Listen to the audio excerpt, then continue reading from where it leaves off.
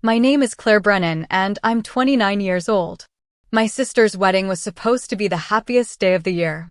And honestly, for everyone else standing in that beautifully decorated venue, it probably was. The flowers were perfect.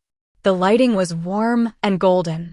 The tables were dressed in ivory linen, and soft music drifted through the air like everything in the world was exactly where it was supposed to be. I had driven 4 hours to be there. I had bought a dress I couldn't really afford. I had shown up with a smile already practiced in the rearview mirror because I just knew that something was going to happen. It always did when my family gathered in one place. I was standing near the entrance when my parents spotted me. My mother waved me over with that particular smile she reserves for public settings, wide, bright, performed. My father had his hand resting on the shoulder of a man I didn't recognize, and beside him stood a woman in a sharp navy dress who I assumed was part of my sister's new in-laws. My mother beckoned me closer.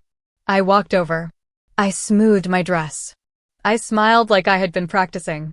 "This is our other daughter," my mother said, and there was already something in her voice, a slight shift, a pulling back, like she was distancing herself from the introduction before it even finished. "Claire." She paused just long enough to be noticeable. "She works at a grocery store." That was it. That was the whole introduction. Not Claire, who put herself through night school. Not Claire, who has been managing an entire department since she was 24.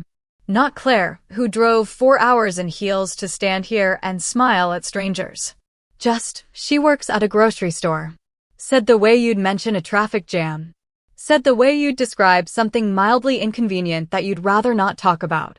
The woman in the navy dress gave a polite laugh. Her husband smiled the way people smile when they're not sure if something is a joke. My father didn't correct it.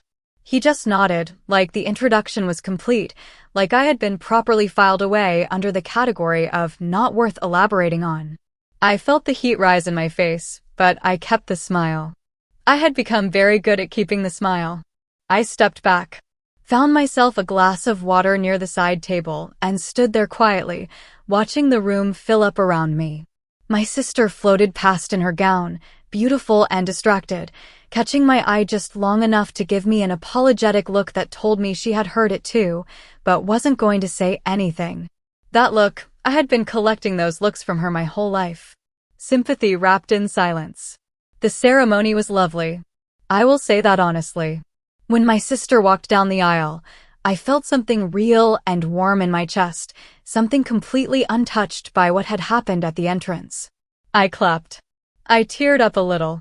I meant both of those things. It was during the reception, when the guests were being seated and the venue staff were moving through the room with quiet efficiency, that the host stepped up to the microphone to welcome everyone. Standard stuff. Thank the families. Thank the couple. And then thank the venue. "We'd like to extend a special acknowledgement," the host said, his voice carrying clearly across the room, "to the owner of Brennan and Company Event Spaces, whose generosity made tonight's pricing possible for the family. If you'd like to show your appreciation."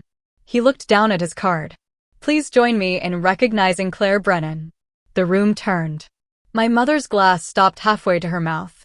The silence that followed my name over that microphone lasted maybe 3 seconds. But I have replayed those 3 seconds more times than I can count, because in those 3 seconds, I watched my mother's face do something I had never seen it do before. It collapsed. Not dramatically, not with tears or gasping, just quietly, the way a building settles when something foundational shifts beneath it. Her glass was still suspended midair. My father had turned in his seat, and the expression on his face was not pride, not even surprise. It was the particular look of a man who has just realized he has been making a very expensive mistake for a very long time. I stood up. I smoothed my dress, the same dress I had bought on a careful budget, and I walked toward the front of the room the same way I had been walking through my entire adult life, without anyone clearing the path for me.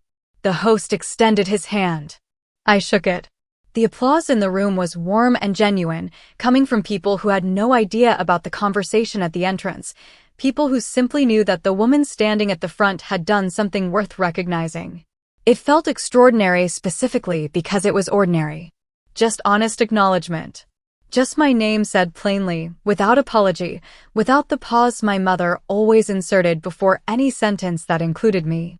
What people in that room did not know, what my parents had never bothered to ask, was that I had built Brennan and Company from a single rented storage unit when I was 23 years old. I had spent the first 2 years working the floor of a grocery store during the day and handling event logistics at night, coordinating small private dinners and birthday gatherings on weekends, learning every corner of the industry on a schedule that left me about 5 hours of sleep if I was disciplined about it. The grocery store was not a detour. It was the foundation. It paid the first deposit on my business license. It covered the cost of my first professional camera and lighting kit. Every shift I worked, every early morning I showed up with tired eyes and a name badge. I was building something. I just never announced it because I had learned early that my family received my ambitions the way they received most things about me, with mild embarrassment and a quick subject change. By 26, I had my first proper venue contract. By 28, Brennan and Company had handled over 200 events across 3 cities. When my sister began planning her wedding, I had quietly reached out to the venue coordinator and arranged a significant reduction in the family's booking cost as a private gift. I did not tell my parents. I did not attach a note.